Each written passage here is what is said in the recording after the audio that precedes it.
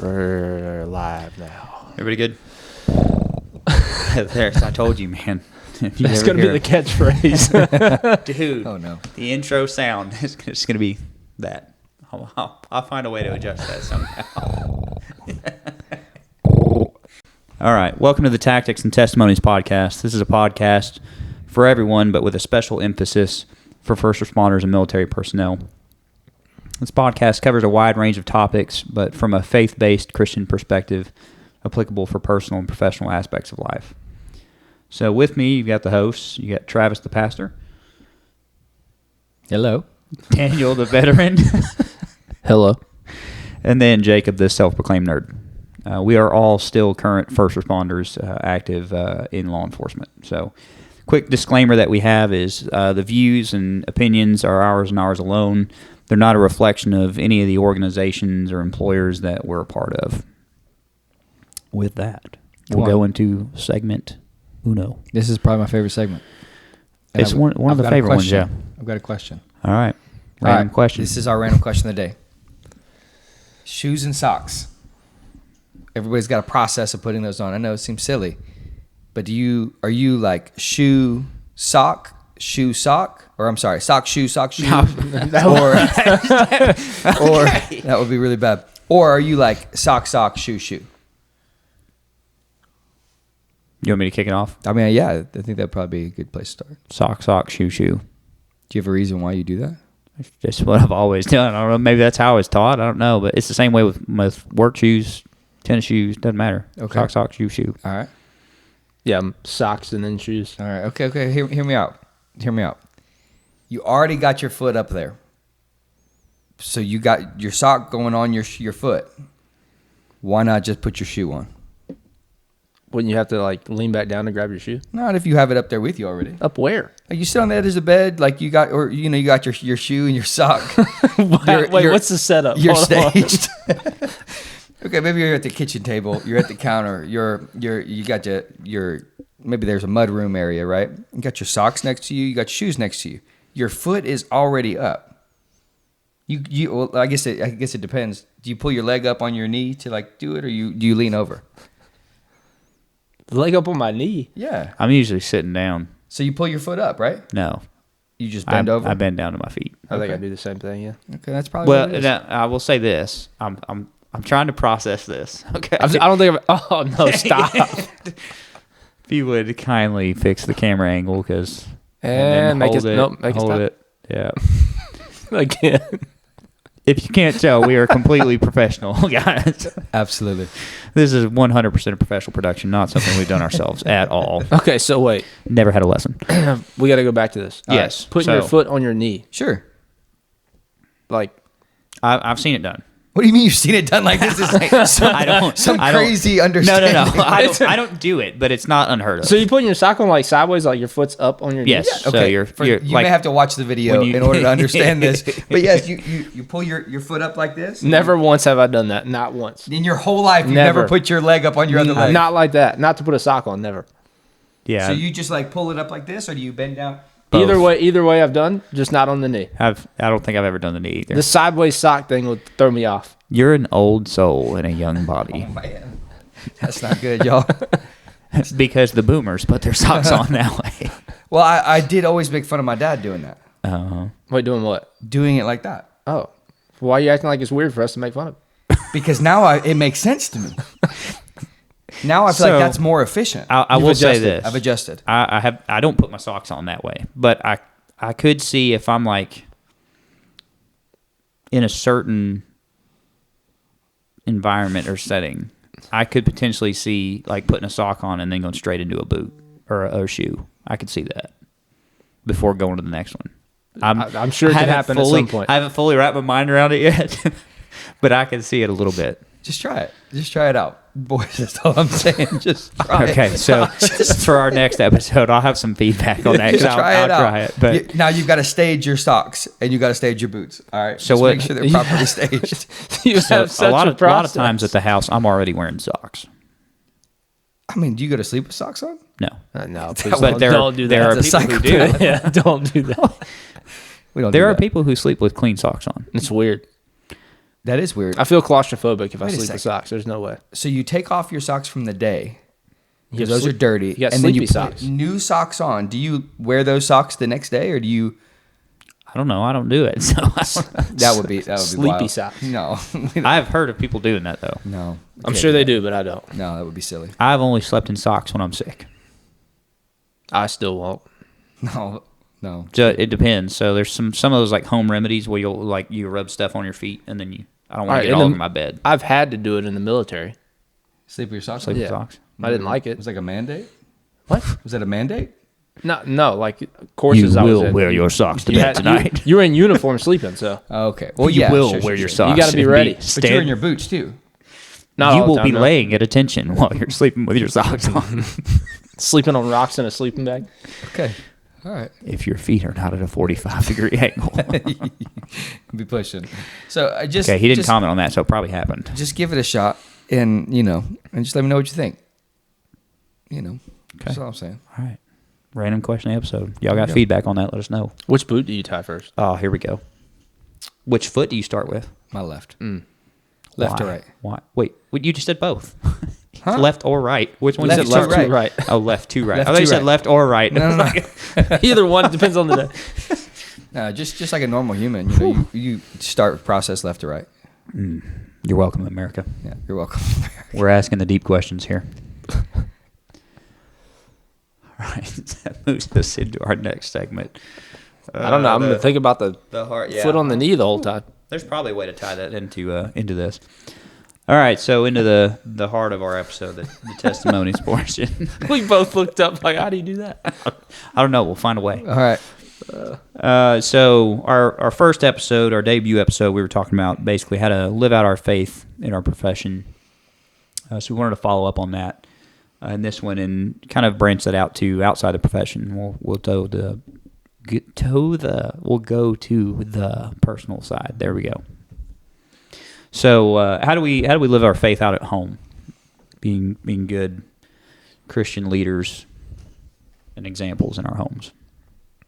Especially being that, I think that there's another, just an added difficulty to that. Being that it's not a 9 to 5 where you clock in and you clock out, and it's law enforcement and first responding and like public safety as a whole, man. Like it's not something that is easy to just compartmentalize.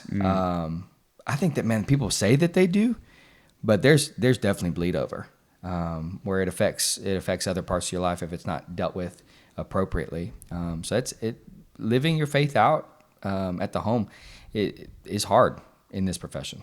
For sure. Yeah, it's going to show up somewhere. You can say you compartmentalize all you want, but that's bleeding over, like you said, at some aspect of your life, whether it's your home life, your relationship with God, Sure. anything. How you interact with others could have you have less patience, less grace for others. I think that's probably one of the things that I struggle with the most is grace inside of the home. Yeah. I feel like in law enforcement, man, I've got we have a low tolerance for stupid. And it is pretty, obviously there's officer discretion, right? We want to try to use discretion. We don't want to be a jerk for the sake of being a jerk, but it is pretty black and white. I'm not judge, jury, and executioner. Was there probable cause or was there not? If there's probable cause, then hey, we're going to make this arrest, or we're going to go to the next level here. I've got 4 kiddos at the home, and each of them, I feel like I might, my grace tank for them is a little bit less, whether it be from the other side of my profession, being in, being a pastor. I feel like there's a lot of grace for everybody else that I have a hard time, I think, sometimes bringing that back into the home. And then the law enforcement side, it's black and white. Like there's, not a whole lot of gray that we can operate in there. It makes it difficult. It's not something that happens on accident for sure. We also don't have that many. Well, you'll have some repeat offenders in law enforcement, right? But if you think of it that way, like you're dealing with these people, and then you probably won't deal with them again, or if you do, it's very rare. Yep. At the home, you're dealing with your family every day. Yeah, I'll branch that a little bit of a different direction. So I think there's a misunderstanding of what it means to be the leader of the household. Okay. And I'm guilty of it. The leader of the household doesn't mean that everything goes my way. And like I am the dictator over the household, right?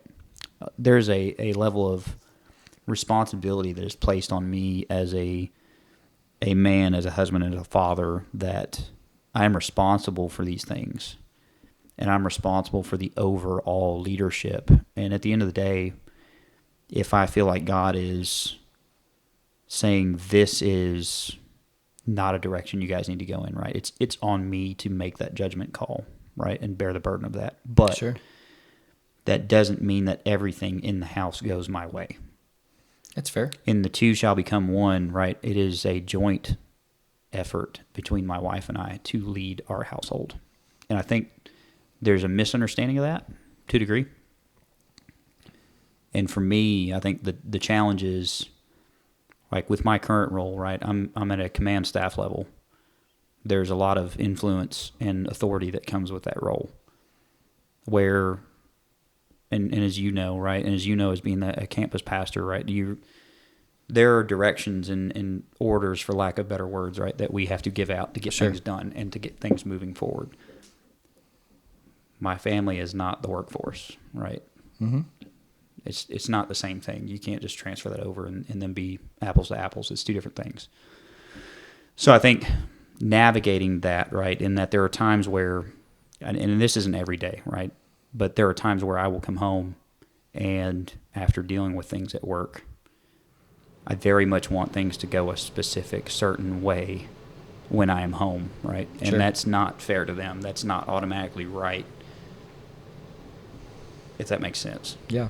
You know, I do think, I think that for clarity's sake there, what we're talking about in that context is the difference between authority and responsibility. Mm-hmm. And you know, one of the ways that I've heard this, and I think that we can relate to this in the job, and so professionally and personally, there's delegated authority, but there's not delegated responsibility. I can delegate authority on the job front, the professional front, and say, hey, I'm expecting you to get this done. But at the end of the day, when chief calls somebody in the office, who's he calling? He's not going to call the guy that you delegated that job to. He's calling you because you carry the responsibility of that. The same thing is true for our home.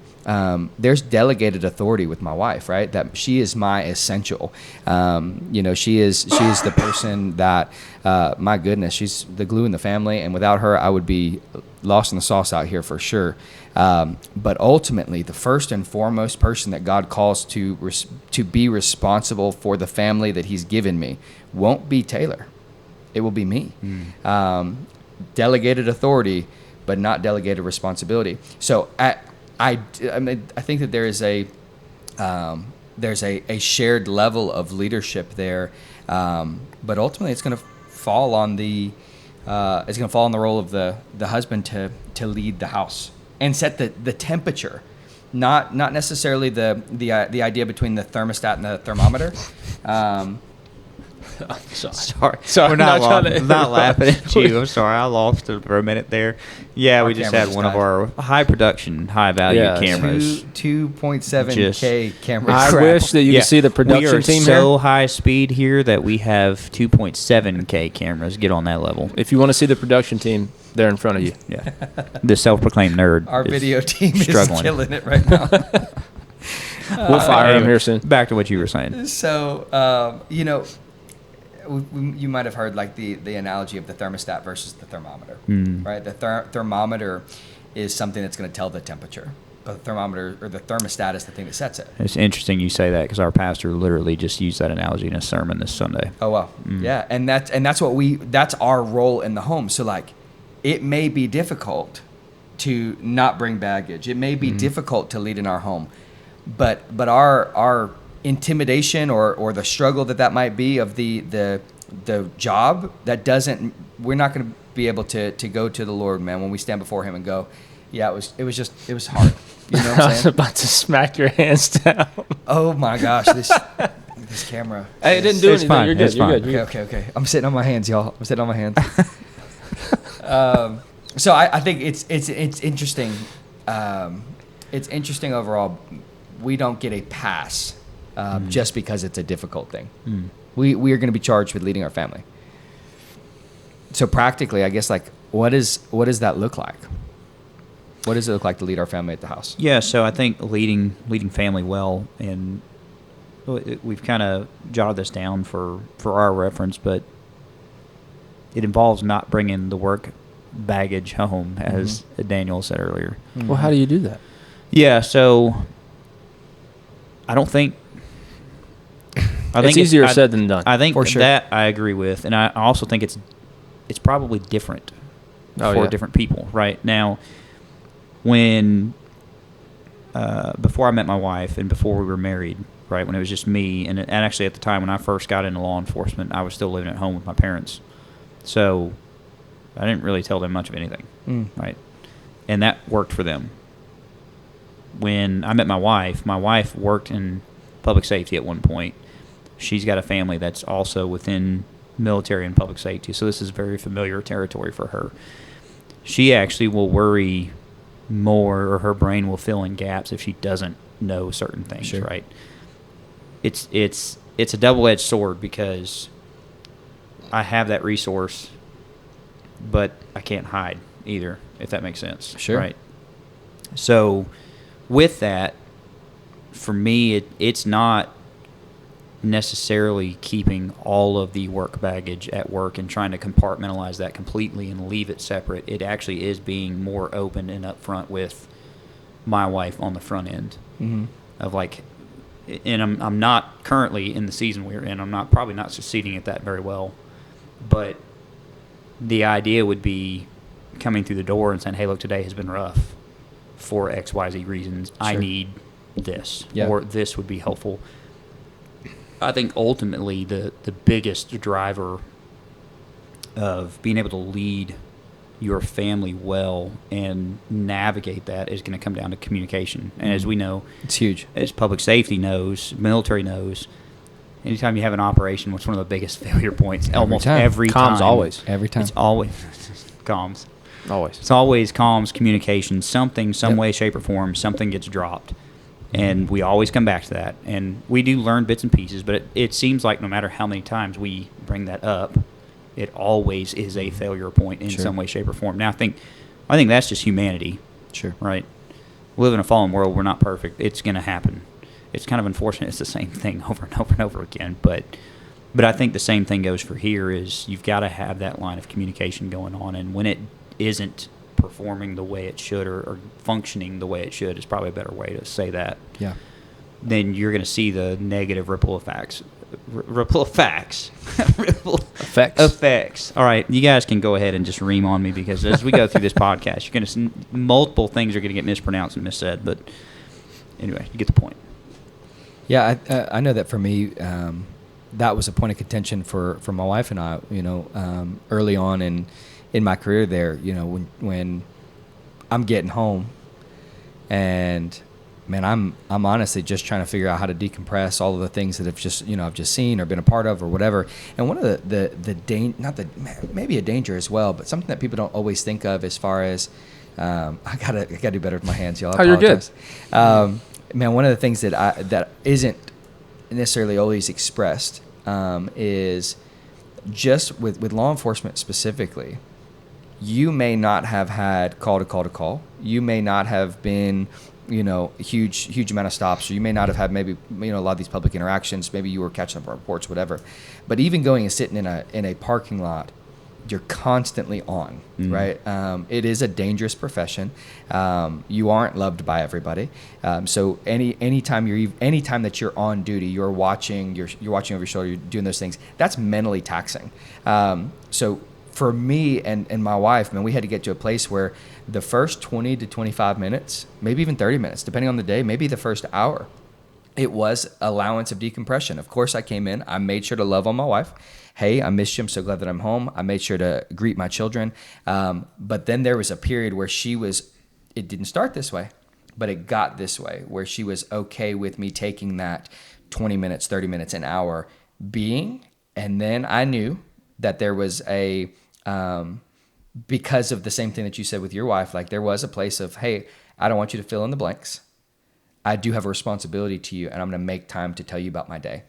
Now, was I always into the gruesome details or those types of things? No, of course not. I've got to, protect some level of innocence for her as well. But I made sure to meet her how she needed me there. Yeah, I think there's a misconception about what the work baggage is. There's a difference between bringing baggage into the home and unpacking the baggage.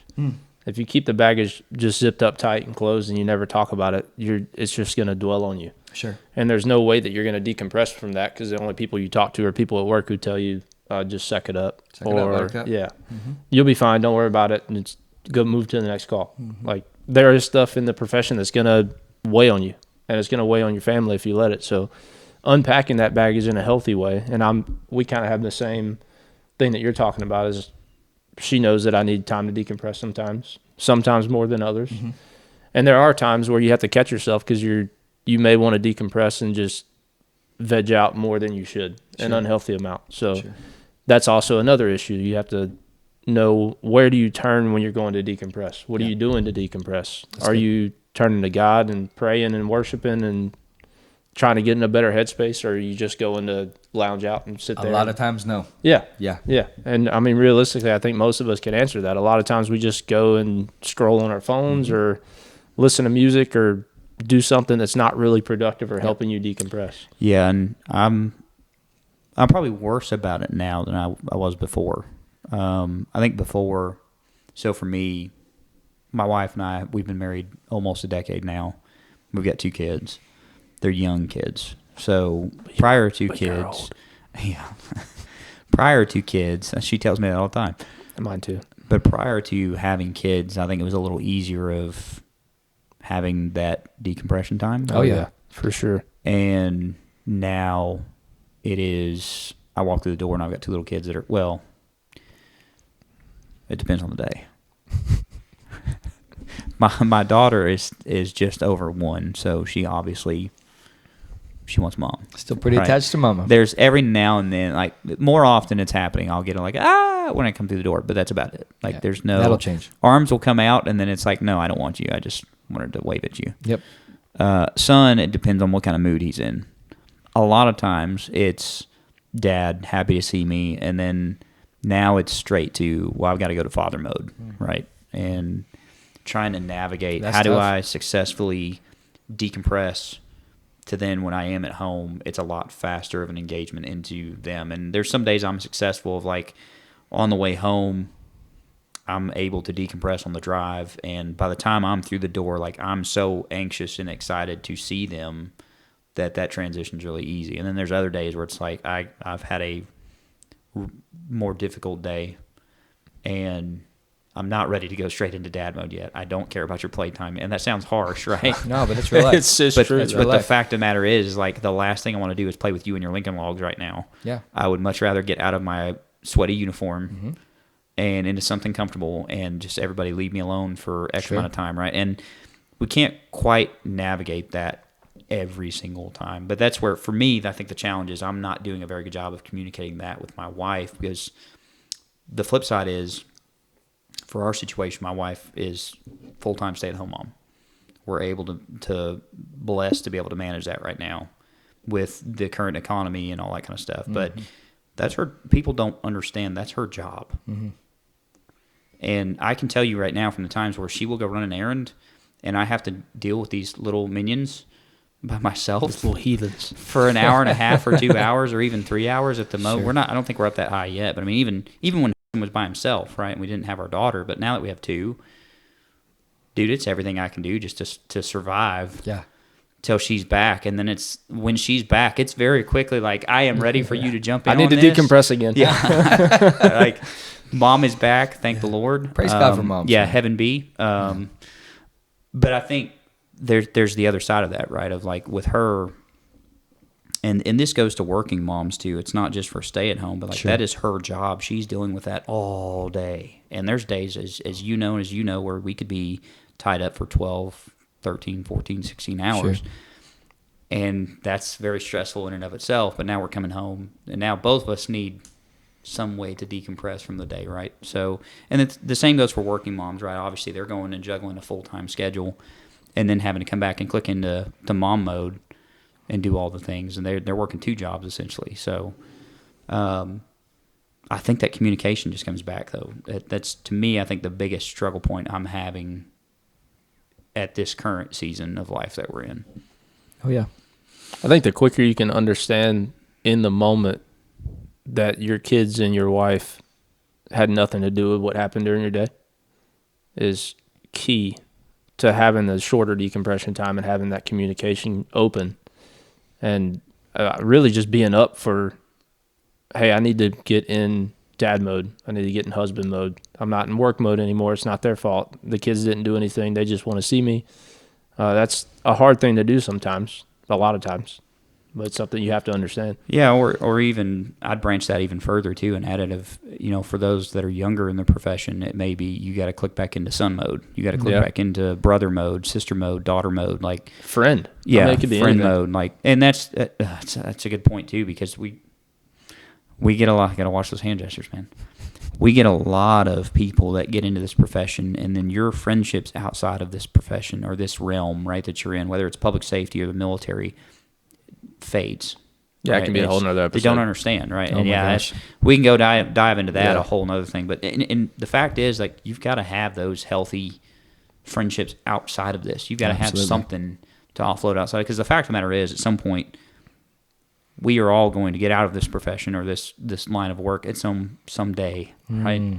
And if you're gracious or fortunate enough, I should say, to actually survive and live to getting out of this profession, then you got to have something else to go to. Well, and more than that, man, like at the end of our lives, like at some point, we're not going to be cops. Yeah. But you're always going to be a husband. You're always going to be a dad. You're always going to be a brother. A son. Those are things that we don't get an option in, man. And again, I think a whole nother episode. Talking about the identity. That's of exactly a police what I was officer. thinking. It can be so dangerous. And so when you walk in the door, and I don't know. I think that there has to be some level of like, hey, tactical pause, right? Tactical breathing, whatever you got to do when you're sitting in your. Not that. Not that one. Sorry. Not that one. Wrong tactical breathing. My bad. Hey, you pull in the driveway, take a breath, man. Take a breath. Do what you can, man. Hey, Lord, you've called me to this, right? You've called me to be a dad. You've called me to be a husband. Help me to do this right now. Just like it meant, I don't know about you guys, man. When there's a crazy call, man, like I am praying on the way to that. Lord, give me some wisdom here. Guide me. Help me when my boots hit this ground, that I'm going to be an asset to my team, that I'm going to be able to help whoever. Like, that's the same level of intensity that we need when it comes to leading our families well. We're not going to accidentally lead our families well. That is going to be something we have to be very intentional about. So, man, just taking that time before you even walk in the door, even if you do have that setup like we had where, you got 30 minutes that you're going to decompress, you're going to go take your uniform off, whatever, that's fine. But even before you get there, because I know there's been days that I've walked in and like been in such a head fog that I didn't even recognize that my kiddos came running up to me and like they were excited to see me, and I dismissed them. Yep. Like, man, Lord, forgive me, so grateful for the graciousness of my kids that they're not at an age where like they're even recognizing that, hopefully, but I've got to check myself there, that I've got to intentionally greet my wife first. I think that's important, showing even just the hierarchy, the structure, that my wife comes first in my home and then my kids.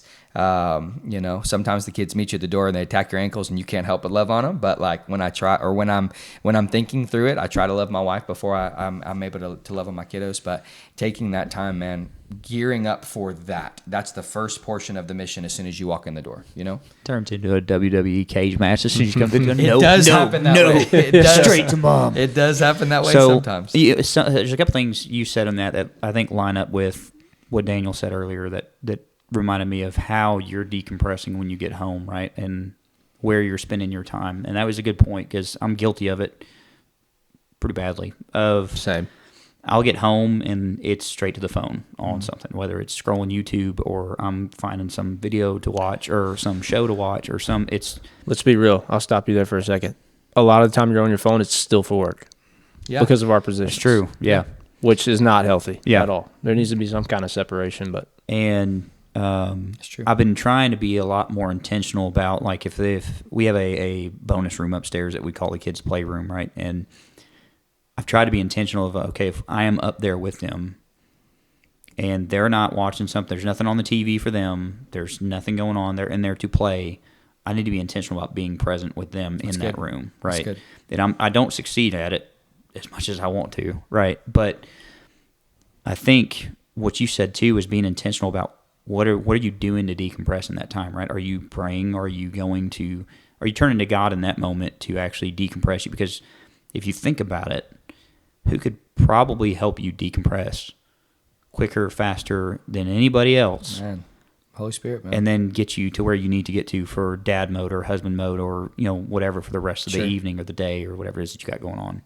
So that was a good point. And then something you had mentioned too about, now I just lost my train of thought on that actually.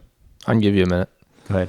I think one of the things you kind of mentioned is the importance of what you're doing at home compared to at work, right? So you're doing a lot of important things at work. You're a first responder, military, whatever profession you're in.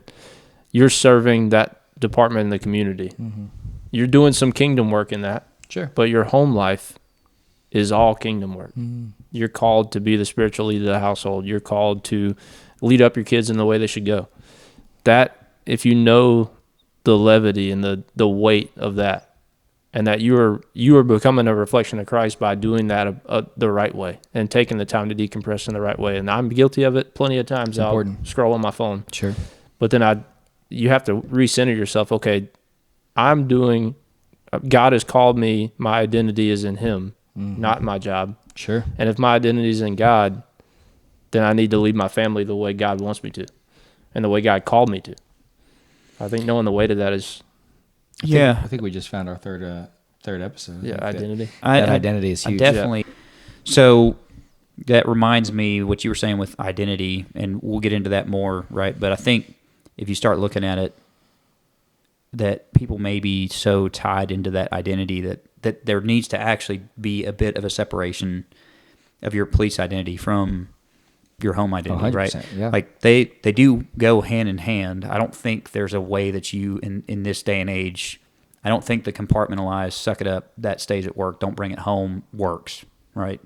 No. They're gonna bleed over. That's natural, right? And so I think managing that is good. But I also think you got to understand, because my wife has thrown it at me a couple times, that they are not my officers, right, or my coworkers at work. I heard her say that to you. Right. So you've got to understand, like, when I'm at home, there are aspects of leadership and those types of things that transfer over, but they are not the same as the people that I am working with day in and day out. They're different, right? And that's where you've got to be able to kind of transition those identities of, yes, I'm still an officer, right? I'm still public safety, but that is not all of who I am. There's more pieces to it. Like an onion, you got to peel me back. You got to do a lot of peeling. Wow, what is that, fat joke? What? No. See, I told you. It was an unapproachable joke. Oh, wow.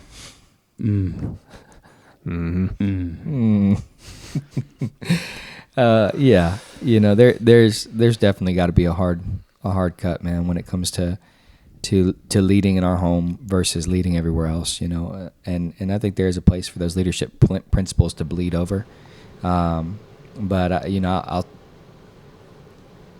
I think that man, number one, figuring out that place that we don't know what we don't know.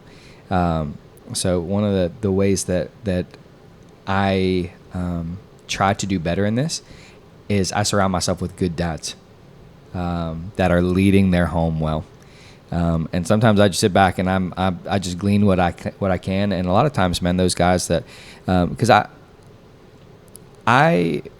for lack of a better way of putting it, man, like my home, the way that my dad led the home wasn't the healthiest. And so there's a lot of things that I see in my leadership in my home that come from just what I was raised in. and I didn't like it when it happened to me. And I'm like, man, shoot, I'm just reproducing this mess, you know? So, I've got to retrain myself, and I don't know what I don't know, you know? So seeing it done well, taking notes from those guys, man, and, people that are mentors in my life, man, and just asking, man, how do you do that? I think is a huge thing for me that's been beneficial. So that brought up something for me. I think it's bringing up a lot of episode ideas. Come on. But I think one thing that really helped me is I love my dad to death. Sure. Wasn't always the best example for everything. Sure. And I think a lot of that does bleed over into the son. Mm-hmm. When I realized that the example I should be following is not necessarily my father's on earth. Mm-hmm. It's my heavenly father. That's good. It changed a lot. That's and really I good. think that's what I want to do better, and I strive to do better. And like we've said 100 times, we're not always the best at it, and it's a continual process. I want to be as close to that image of my Father in heaven as I can to my kids. That's true. And my wife. I don't want them to just see me and think that's who I want to be. I want to show them that they need to grow up and be led in the way of our Heavenly Father and not me. That's Because good. we are sinners and we make mistakes, and I'm not the one to try to model your life around. I hope to be closer to that, but I'm never going to be the full extent of what God is. That's good. You got a blank stare over there. Did that timer restart or no on that one? What? Yeah, it keeps restarting. I'm just curious. I think it was 30 minutes and then restarts. Technical difficulty. So I'm going to branch this into the next segment He's not piggybacking anymore. He's branching. in the multiple layers Hey, because I'm fat. that's not true. Our next tactic, or our next segment, is the tactic portion of this, right? Where, what does this look like realistically? You know, how do we kind of keep our work baggage out? How do we lead our family well? Which I think we've hit on some of those things, but what's something practical that we can take away and apply tomorrow, if we want to, or today even? Yeah. I think I can start this one if y'all Yeah, care. go for it. I think one thing that I need to do, and I try to do it more now, is turn to God when you get home.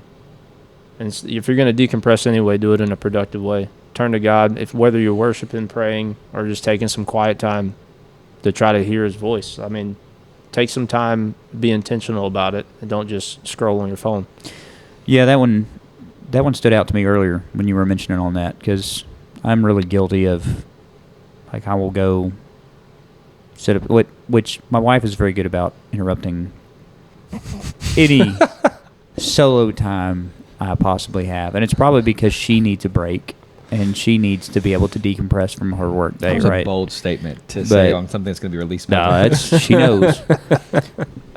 But the fact of the matter is there's ways that I should be as a godly Christian man and husband and father. I should be intentionally, productively Sure. decompressing than just wasting time or not being successful in that decompression. So now when they are with me, right, I'm lashing out. Or I'm getting onto them about stuff that they have no control over because they don't know what work was like for the day. Sure. I think that still, like, it's given. I think your wife will be way more willing to give you that time if they know you're doing it in a productive way, and you're giving the image to your kids of, look, Dad's going upstairs to pray and spend time with God. Well, I think that's where I fault. It's important. I fault the communication thing, right? So Goes back to communicating, yeah. I've Yeah. fallen back to not communicating very clearly with her or much of things with her, right? And it's probably in part, I feel like I don't want to burden her with the stuff that should be on my shoulders, right? Mm. But then the fact of the matter is that's not how marriage was designed, right? We were designed to be able to shoulder, the two shall become one. We were designed to shoulder this together, right? And I think you still got to use good wisdom in that. Yeah. Godly wisdom is so important because there's things that yes, the two become one, man, but like there's things that we carry in this that we can't just. I agree with you there, right? But I do think there's an element where, so I'll give you a good example, right, of me coming home and she asked how was work. That was fine. Right? Sure. That's my go-to. And then, like, that's it. Everything like, is there fine, is always. no. Now, there's been a lot of times where I'll say that in the moment, and then later, like, I'll start telling her about stuff, and it'll interrupt her time, right? That's me Where every time. she'll be in the middle of trying to watch a video or decompress or look on something that she's got something she's wanting to do the next day with the kids, or she's got something that she's in the midst of working on, right? That's her time to be able to do that when I can help her with the kids. And now I'm interrupting that, right? So it goes both ways. Yeah. But I think being more open on that communication, and not saying, give everything, but she Use will then wisdom. understand, that there's, okay, cool, there's a little more here. But I really do think, for me, the big takeaway is a more productive and intentional way of trying to decompress, to get clicked into that mode that I should be in when I'm getting home versus I'm still stuck. And you said it too, from our positions, right? It's hard. I'm connected now more to our agency and to, I get notified on tons of stuff left and right. I've gotten notifications while we were recording the last episode, and it's not anything I have to do, right? But I'm still getting notified because of the nature of my position. Distracting. Sure. And I get those all the time, right? So a lot of times I'm able to just quickly, like, cool, it's not something I need to work at. I got other people handling that, or it's not rising to the level of what I need to do. But being able to switch those modes and manage those in a better, more productive way, I think, is what stood out. Do you think that there's wisdom in communicating throughout the day a little bit better? Probably. As well. So it's not just, it's a blank 8 hours or blank 10 hours or blank 12 hours or whatever. And then they come home. It's like, hey, I want to be a part of what you've been doing. I had a sergeant who was really intentional with us on the road about that. Anything that made the news, at the first opportunity that the scene was safe, text your family, let them know that you're good. Because they're probably getting those, the city alerts, or they're going to see something on the news or something pop up. Let them hear it from you first that you're good, And I saw that the more that I communicated throughout the day, obviously when practical, that helped at the end of the day for her to already be, because the reality of it is how was it? It was fine. But she knows, because I've been communicating throughout the day, today's been rougher than normal. So I think that might be a piece of that might be beneficial. One of the I guess my tactic for the day, man, would just be, your friend group is so important, especially people that are walking it out with you, that have an understanding.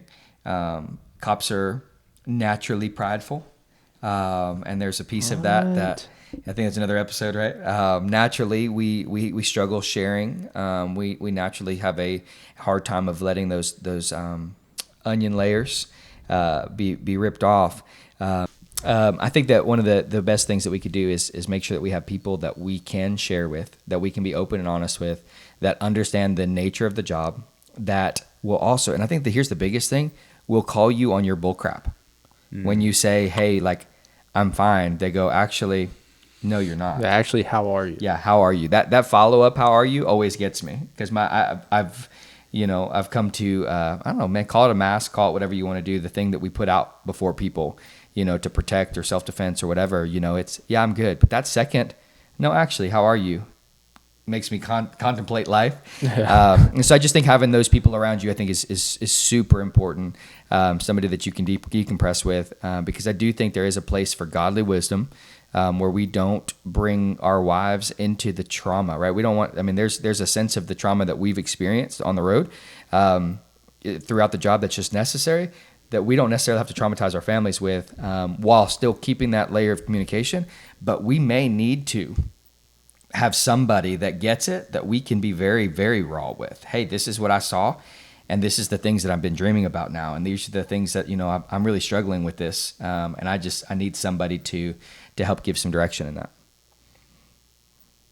A lot of the time, that's not people in law enforcement. Yeah, a lot of time. I think it helps when they have a background, or at least of trauma, right? Yeah. Maybe just understanding some of those things. But it does not have to be somebody in law enforcement, for sure. I think for me, I would branch this more internally.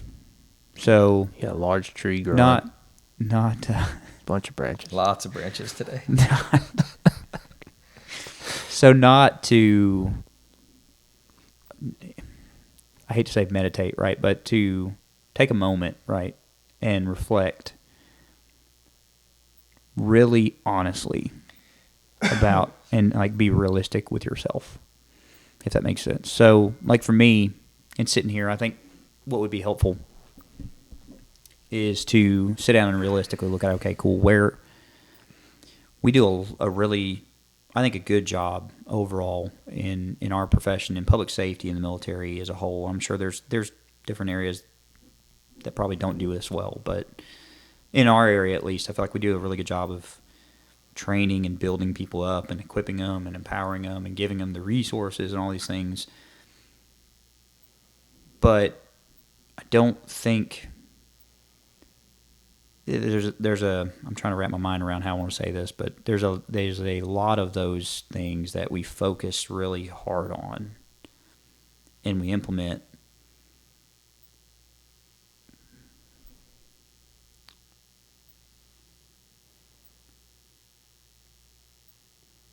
I've lost my train of thought of how I was tying that in. But what I'm getting at, though, is like for me, some introspection on what does it realistically look like for me leading my family right now, right? Because I have the knowledge, I have the resources, I have all these things, but am I actually utilizing them? Am I actually implementing them? Am I actually putting them into practice? Sure. And another episode topic, discipline. Yeah, so it's basically, that's essentially what this is getting to, is that there's a massive lack of discipline, right? And that's not on anybody else's shoulders but mine. Sure. And so the tactic to determine whether you're disciplined or not, or you need some more work in discipline, and being intentional in your efforts, is really sitting down and reflecting and taking a good, hard, honest look, right?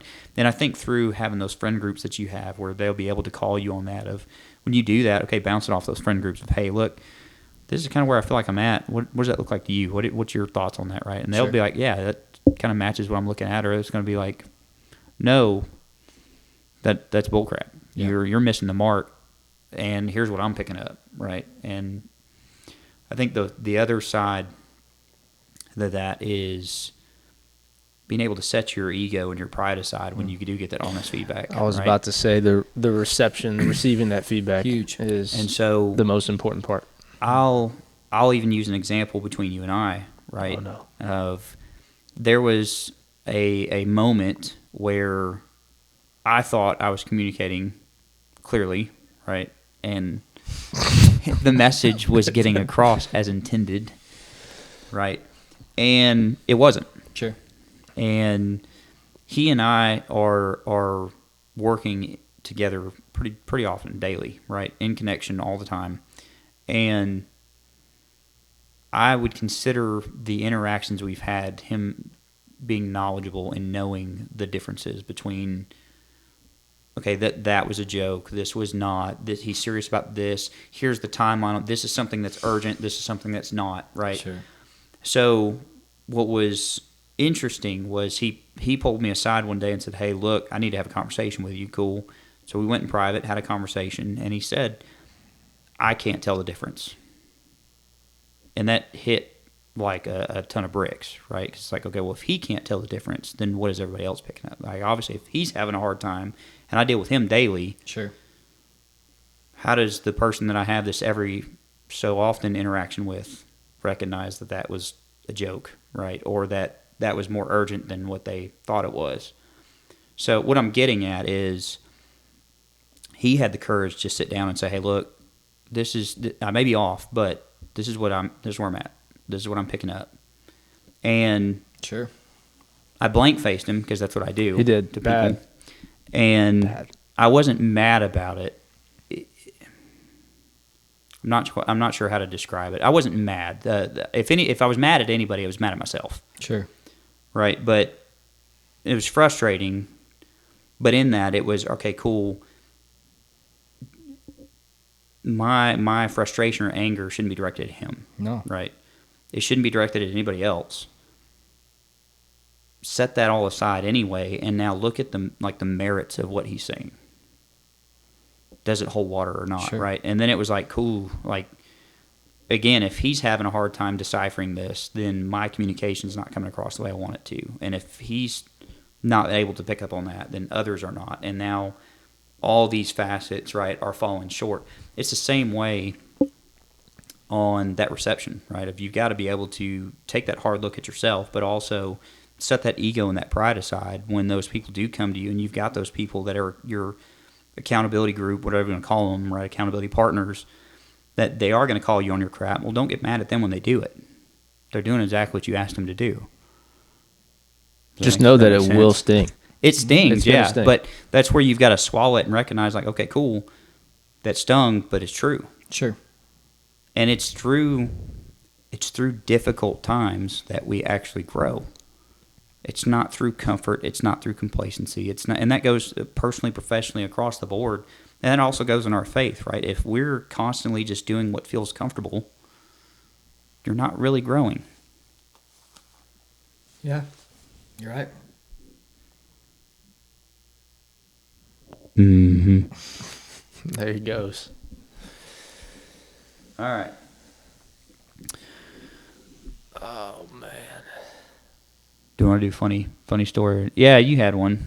that's cool. All right, so we got an additional little segment here. It's a funny experience-related story. So it could be public safety, it could be military, it could be ministry-related, which we'll save the ministry-related stories. I'm sure you have a lot of. I'm sure you have plenty of Probably a interesting lot you can't share, experiences, but we'll I mean, this one's really short, but interesting. That's probably perfect. That's probably perfect. So, when I was in the military, this lieutenant that we had, and everybody in the military will know, lieutenants typically are a little lost. But anyway, she was at the range, and her pistol was not working, wouldn't shoot.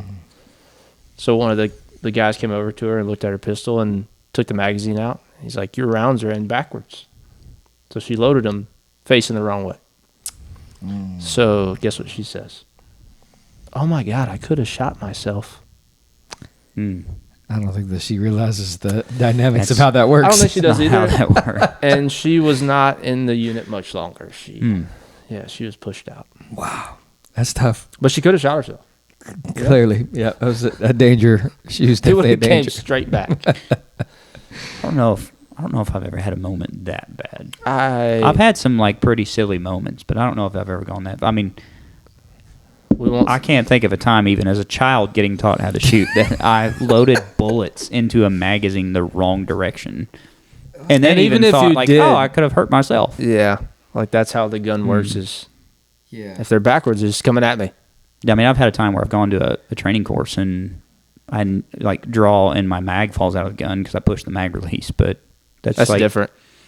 which is funny and people make fun of you Well, for it. haha, But that's funny at you for sure. Yeah, Yeah. that's not even remotely close to the same thing as No. loading bullets. At least she didn't put the magazine in backwards too. Yeah, I mean, At least she loaded the magazine into the weapon correctly. There's always a positive. Way to find the positive there, Cap. You're welcome. the America. positive that she wasn't on the team much longer. Yeah. that's the positive. All right. Well, we're going to wrap it up. Guys, if you've got feedback for us, hit us up on Instagram. We're on Spotify, Instagram, YouTube, and also got our Gmail, tacticsandtestimonies@gmail.com. But give us some feedback. Let us know what you guys would like more of, what you'd like to see. Good, bad, the ugly. We'll read it. And if it's super negative, well, I'm just going to throw it in the delete bin. But no, I'm kidding. That's that honest reception. There we right? go. Receive I'm the kidding. feedback. We will take and read all of it. But yeah, But if you listen, thanks for listening Yeah, thanks for listening. or man. watching. Hopefully there's something that you gleaned out of it, and if not, we'll see you next week. Maybe you'll glean something out of that one. We can do the prayer. let's see on the next Let's one. close Yeah. out with prayer. All right, let's pray, guys. God, I thank you for today. God, I just thank you for everyone that's listening. God, we just pray blessing over their family, God. Ultimately, Lord, we know, God, that you've called us to first and foremost steward our family well. Lord, to love and to lead those, God, that you've entrusted us with.